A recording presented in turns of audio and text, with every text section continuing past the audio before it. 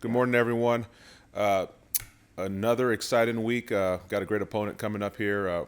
Very well coached team, obviously, Coach Payton and his staff.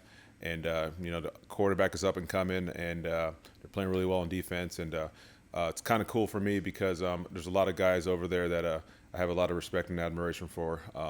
And a lot of those guys I got to coach. And so I'm looking forward to the challenge we got this week and looking forward to going to play this game.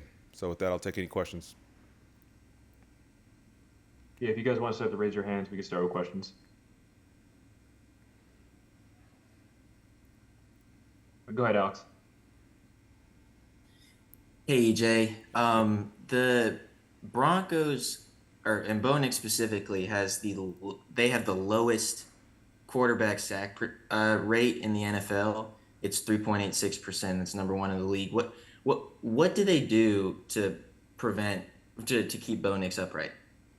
Well, they're doing a good job with their protections and their schemes up front, and then he's just hard to tackle. I mean, that's just the reality. It's guys will get to him, and he can obviously he's got the speed to get out of the pocket. He's got the ability to he's strong, so he can work through arm tackles.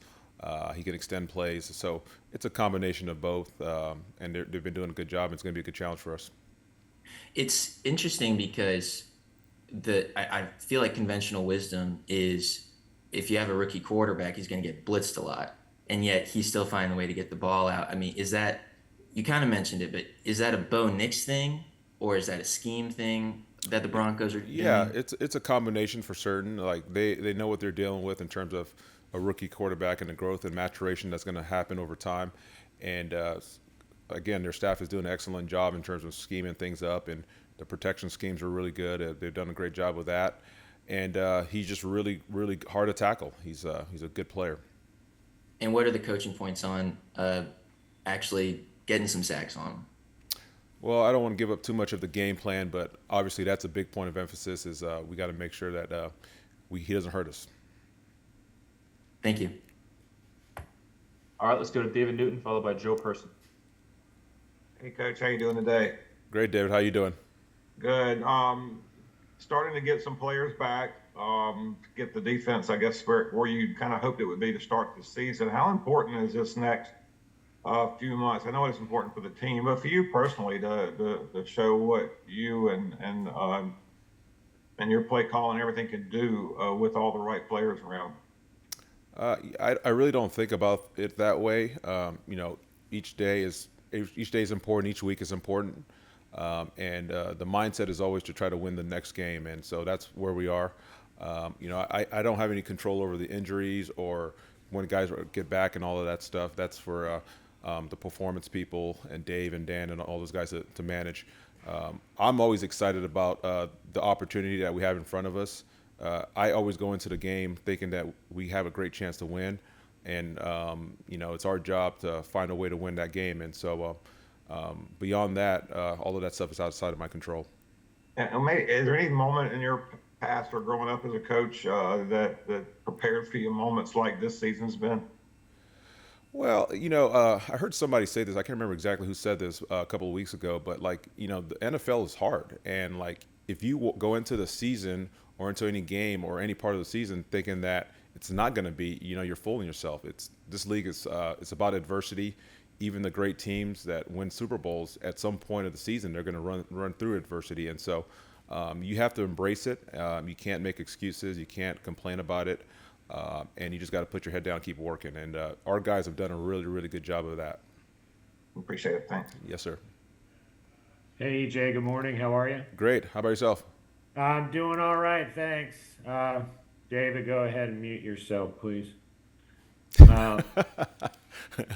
Uh, just wondering, what's DJ want to bring to your defense that maybe you've been missing while he's been recovering?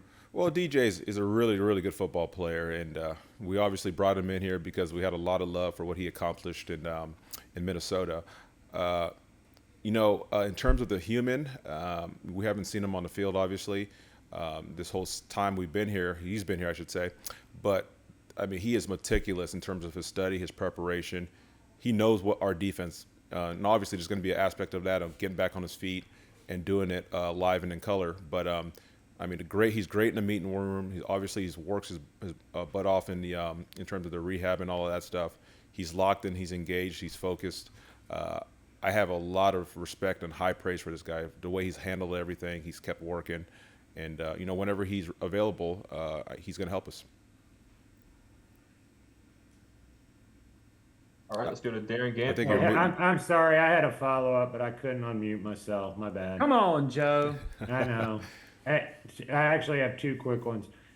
Is there part of you, EJ, that you feel like you haven't seen this defense like it can be because you haven't yet had those two edge rushers on the field at the same time? Yeah, kind of like to touch on what David said, I don't really see it that way because, you like to think our defense is an amoeba. It's always evolving. And, I always try to take the perspective of, okay, look at the players you have and you build out from there. And that's just the way you do it. And I'm not trying to force feed any scheme onto the players I have. We got to see what they do well and then try to get them in good positions to execute their strengths. And so that's what we've done. The staff has been working at it. I've been working at it. And, we'll continue to do that. And lastly, could you kind of explain a couple years ago why you passed on the opportunity to be the Broncos interim head coach? There's a lot of layers to it. Biggest thing is at the time I thought I was more valuable to just lock into my job and focus in on my job and stay as a coordinator, and that was my contribution that could be best to help the team win. Ejiro, I was going to go back to DJ a second. He was here a couple of weeks before Clowney was signed this offseason. When you guys were evaluating him during the free agency period, were there particular things about him that stood out that really kind of got your attention and that you were really excited about working with? Well, yeah, a lot of things. Production was very high in the run game and in the pass game. He looks the way you want an outside backer to look. He's 260 plus pounds. Long arms, has the athletic ability to drop, has the athletic ability to rush, and so he's the build that you want for the position. And then he's very instinctual. He's got a great feel for the game, and it makes sense now being around him just because you see the way he works at it. He's a pro. How do you kind of envision that looking when he and Jadeveon are together?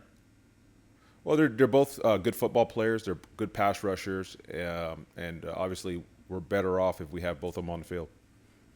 The other thing I was going to ask you real quick, having been in Denver, is there anything beyond the obvious? I mean, you see people huffing oxygen on the sideline visiting teams. Is there anything beyond that obvious altitude difference that's an advantage for the home team there? Well, the crowd is great, so they're loud and they do a great job from that standpoint. But yeah, you said it, the altitude, the home field, and they're just a good football team.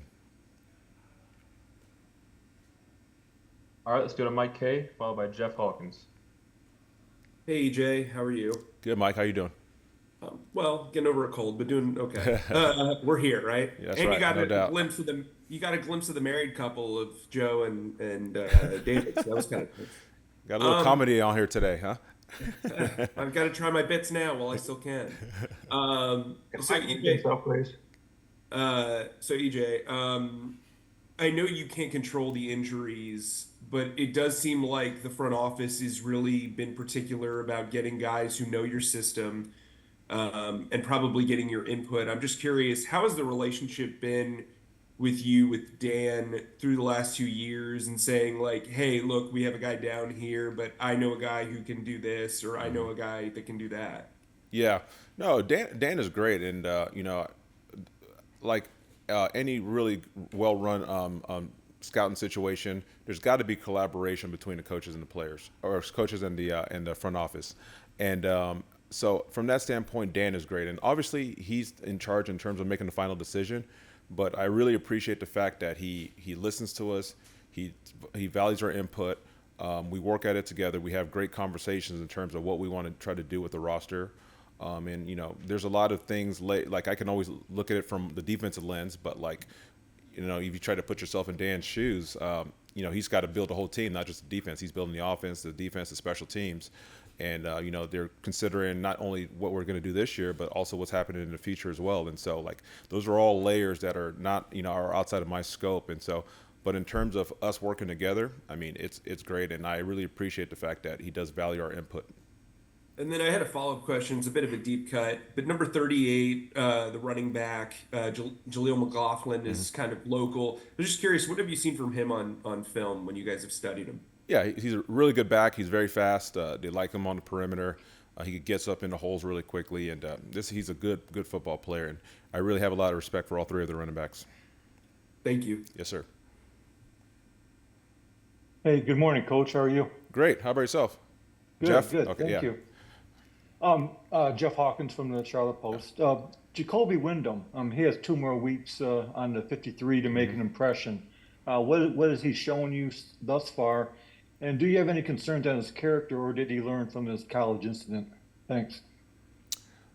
He's been great. He's really smart. He's learning our defense at a really great pace, and he's athletic, and he's been doing some good things. I've been really happy with what I've seen so far. And so, in terms of the character stuff, I don't have any comment on that. I haven't talked to him about that. All right, let's wrap up with Sheena, followed by Deshaun. Good morning, EJ. How are you? Great. How about you, Sheena? I'm doing well. Just to kind of piggyback off of Mike, I know that there has been a lot of roster churning on the defensive side of the ball. You said that Dan values your input. How do you balance trying to get the right mixture in as far as collaborating with the front office as well as game planning throughout the week? How do you balance the two of those? Well, again, like a lot of the collaboration and talking through stuff happens in the off season. In season, Dan understands our schedule, and he's great about checking in when he needs to and when it's appropriate and all that stuff. And so, it's like any good organization, you got to continuously communicate, and I think we're trying to trend that way, and we're doing a good job of that.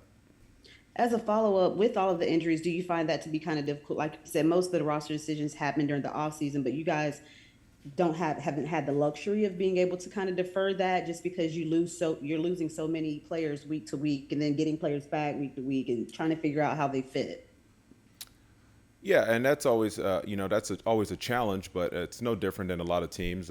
That's just part of it. If guys get hurt, you got to get somebody else trained, and so we understand that, and that's why it's so critical that not just your position coaches, but your quality control coaches, guys like Mayor Chaduri and Bobby Maffei and Alir Amini, those guys that are helping with a lot of the breakdowns and playbooks and all that stuff. But then they can really help us out in terms of giving those extra meetings for those guys. Thanks. That was all for me.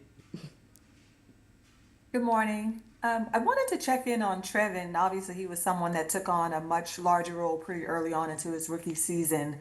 From that first start, where have you seen him take the biggest leap? Well, it's just there's a lot. It's just an experience of seeing things full speed. And look, he's done a really good job, and I'm really excited about his progress. And but the difference between when he played a lot in the preseason and those schemes now versus what he's seeing now.